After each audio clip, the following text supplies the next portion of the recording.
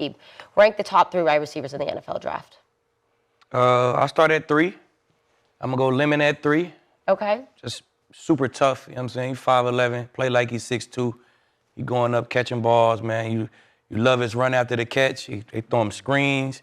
You see him pop out as a returner, man. He can return for you, do a lot of shit for you. Just his game just say tough. It's over the middle. It's everything about it just say tough as nails, you know what I'm saying? So I put him at 3. At 2, I'm going Tate. I'm going Tate, man. He got great size, great hands. He's a polished route runner. And he's also going up 50-50 balls, man. He's making plays. Now, if he didn't play across from the guy that he played across from, he probably would have put up better numbers, but the numbers is there.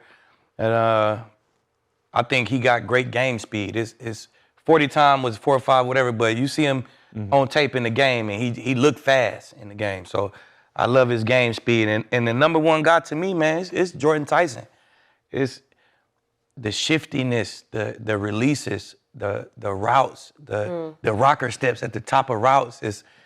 If I'm watching all 3 of these guys, I'm going to say Jordyn Tyson. All right, leave. Here we go. This the one right here. I'm the contested catches, the difficulty, the catch and run. I feel like even with the injuries, the numbers is still there. Imagine if he ain't got hurt. He might score 14 and 15 touchdowns a damn year. You know what I'm saying? So, I don't know. And him the same. He ran 4.5. But he's been injured every single year for the last 4 years. And he's still dropping 1,000 yards and 10 touchdowns. So was Mike Evans. So, I mean, that's part of the game. Mike pulled his hamstring every year. That's part of the game, man. Guys gonna get hurt. Guys gonna get hurt, man. It's part of the game. So it is what it is. Hopefully, once he's able to invest in his body and not have to do English 101 and math 105 and all that extra shit, maybe them injuries will come down a little bit. But as you turn the tape on for me, I watch all 3 guys. Jordyn Tyson is the one. From the releases to the route running, to the difficulty of the catches, man, to the run after the catch, the shiftiness, the movement. I go a lot off movement, and bro got the movement, man. Yeah. From start to finish, he got the movement. So I'm going Jordyn Tyson number 1. I'm going to piggyback what Lieb said. I got the same list. The same. I'm gonna be honest, I wasn't hip to Jordyn Tyson. My boy Christian Sam, he went to Arizona State. He put me on, see if you watching, he put me on Jordyn Tyson. He was like, gee, I'm telling you, this is the guy. And I started watching him, and the same thing that Lieb said. Watch him get open. Watch him get open.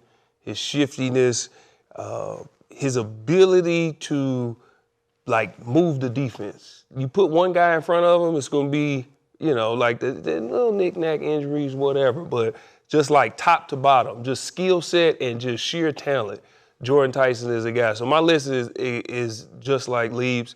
You know, even if you look at Carnell Tate, man, 17 yards per catch, that's ridiculous. 17 yards, I don't forget the 40. You getting 17 yards per catch doing something, you know? So like he's talented, and if he went, you know, the number one receiver, Carnell Tate, I wouldn't be surprised, because some people may be looking like, okay, he did all that and he was on the other side of this guy. These other 2 are number 1s. He was the number 2 and did what he did. So I can see, but like just sheer talent, just the guy, I'm going with Jordyn Tyson as well. It's number 1. So my list is just like Lee. Same, you went lemon 2? Yeah. I mean, lemon 3. Lemon 3, yeah. Carnell 2. I think you can make an argument for all 3 of these right. guys. You really could. Like, if I'm a GM, if I'm a coach, if I'm an owner, give me any of those 3 guys. Cody, you got to make pick them work one. in my office. You got to pick one. I made a list, but I think it's important to note. He's like, we love them all, so you know. Yeah. So at 3, I put Jordyn Tyson at 3. I did. I really like his skill set, though. I think he's going to be a very talented player. I think the injuries do cause a bit of concern, but overall, when you watch him, man, he's so good at those 50-50 catches. And as a former quarterback, I love that, because I know I can throw the ball up and it's you or nobody. You're going to protect me when I give you a chance to go make a play on a football. And it's not just one-on-one coverage. Sometimes it's 2-on-1. When there's 2 defenders there, I can still trust him with that size to go make the catch. And speaking of his size, Gerald said it, at 6'2", being a taller receiver, his in and out speed, his quick cut speed with short to intermediate routes is very impressive. You don't see a lot of guys that are that tall move like that in short spaces. And I think he does a good job of being able to sell one way and then win the route cutting back across the other way. At 2, this is where it got tough for me because I could go either way. I went with Makai Lemon, and I've watched Makai Lemon play every game for the last couple of years at USC, and I think he has the entire package. I think he's going to be a star at the next level at the NFL. You know, he does such a great job of winning versus any type of coverage. He knows how to attack leverage versus man, but what he does a great job too is playing instinctive football. He knows different zone coverages and where those windows are. Sometimes guys have a problem of, all right, I'm running a curl route or I'm running a sit route. I'm just going to run and go get covered. But no, I know that this linebacker is going to play over the top. I'm going to slide to the second window and give the quarterback a throwing lane. He understands that so well, mainly because he learned from Lincoln Riley, who's a great offensive-minded coach. So that really is going to translate to the NFL. And then with Makai Lemon, I think the thing he does better than anyone in college football, and I'll go tape to tape with anybody, is that he makes the best contested catches. When it comes to contested catches, not being the biggest guy in the world too, at 5'11", 190 pounds, but going across the middle of the field, we could watch the Michigan game. We can watch multiple different games to where he's going, the Iowa game, he caught a post route where he got his legs taken out, but he's willing to put his body on the line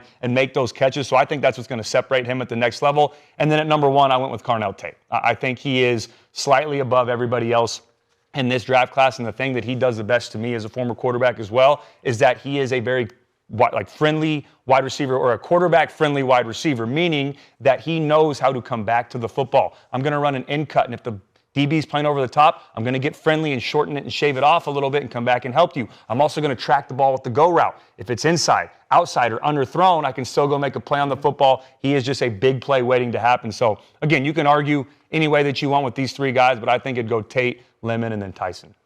Okay, I'm going to start with your number 1, who is my number 3. Okay. And I'm going to double down on this. I've made the point sitting in the seat a couple of weeks back. I don't get Carnell Tate. I just don't. I'm just watching TV, and I see one guy named Jeremiah Smith, who might be the first overall pick 1 year from right now.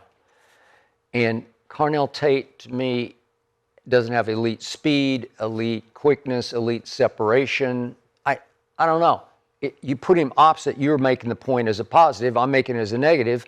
If one guy catches 87 balls for 1,243 yards, your second receiver is always going to be single covered, and he caught 51 balls for 875. And Carnell Tate never did the dirty work for me that Makai Lemon does nearly every play, because he's running out of the slot, but he can line up at Z2. You can go either way. Yeah. But Carnell Tate is always sort of the lonesome end over here. You know, he's got single coverage, and they're like, oh, we'll do that. And he's long strider, but he's 4.53, so he has pretty good deep speed, but he's taken advantage of single coverage and mismatches where he's not going to get that in pro football. Especially, I'm seeing him in every mock. He's going like 5, 6, 7. And really? I don't know. He just looked like another pretty good receiver to me. That's just to my eye, watching him on TV.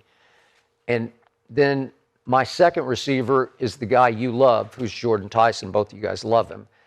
And, you know, what sticks in my craw about Jordyn Tyson is he came out of Allen High School, nearby where you live now, and he was ranked the 131st receiver in the country coming out of high school, 131st, and he goes to Colorado after that was the last option. He gets recruited by the Tulsas of the world and those kind of schools. And then he goes to Colorado, and he gets hurt. His knee gets wrecked. Everything got torn in his knee. But Deion takes over after his freshman year, and Deion pretty much encouraged him to go on into the portal. Remember when Deion took over, he told a lot of guys, pack your bags because you don't belong here. And Jordyn was one of them, and God bless him, and he goes to Arizona State, and that first year was very good. And I do like everything both you guys talked about. He's got a bag of tricks to him. He's got a lot of creative wiggle, and he can juke you and feint you and set you up and boom and just hit it. And I like that.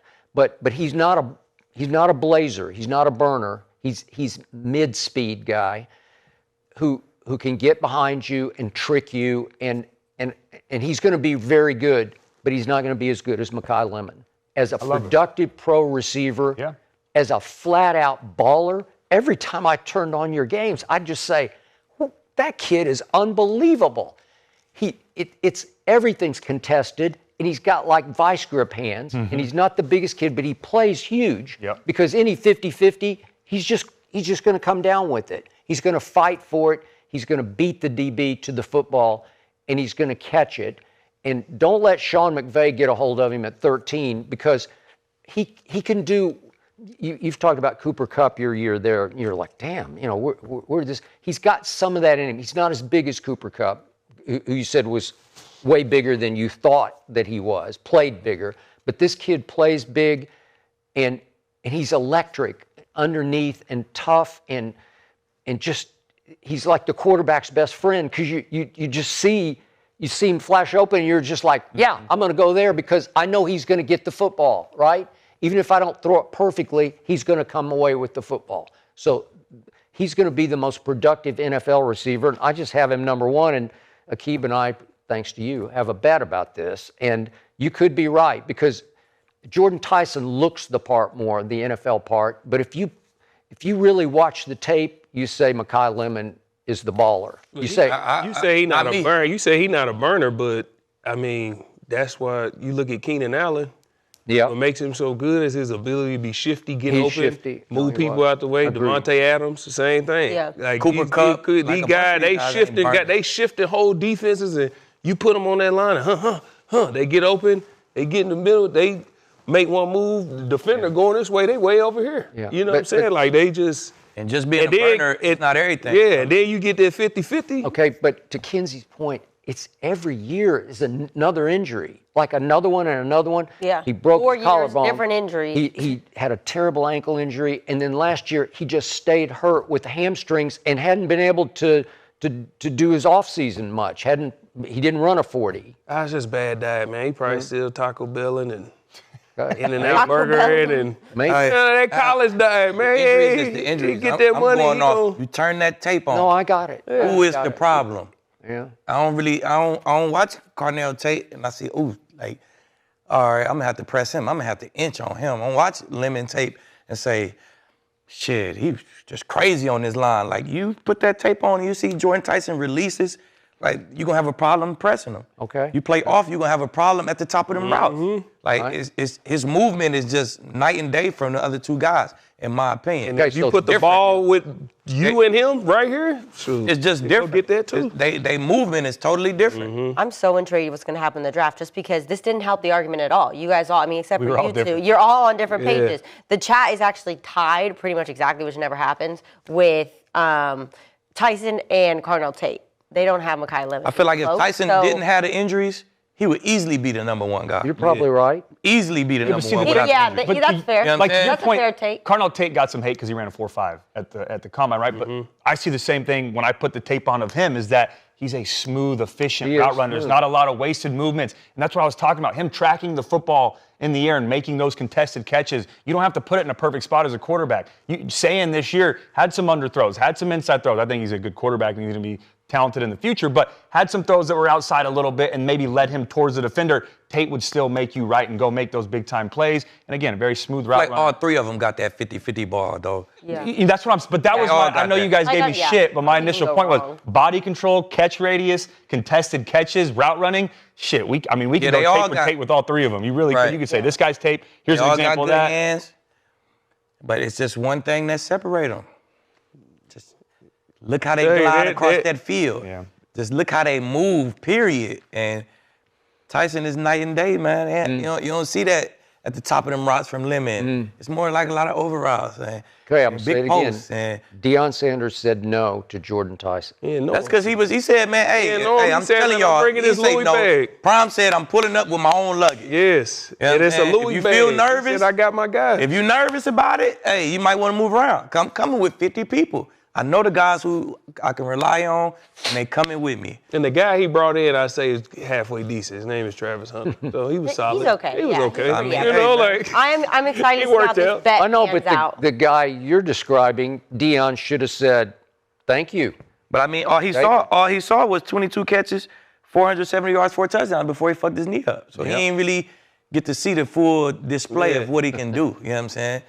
It didn't matter where they end up to, Kansas. It didn't matter where everybody end up at. Yeah. It does matter. That's going to play a big part. Yeah. If Lemon goes to the Rams, though, Skip, and let Tyson go to the Rams. You can make the same argument, but I think Lemon with Nakua and Adams outside, you let him move around, maybe play some slot positions like he did at SC. They don't even barely have a slot on the field, so that's not ideal. Yeah, but if you go to the Rams, you want to be the number 2 receiver. Yeah, you do, but you got to earn your way up to that. I think initially he'll be a 3-wide. They already talking about trading Adams, and you know what I'm saying? If they do, then that's even better for Lemon or Tyson or whoever's there. One of them could go to Philly too. Hey, Makai Lemon can separate. He can. He just separates. I hate that he's third, but I get it. Okay. But I'm with you, Skip. I think you can. Why you hate that he's third, Cody?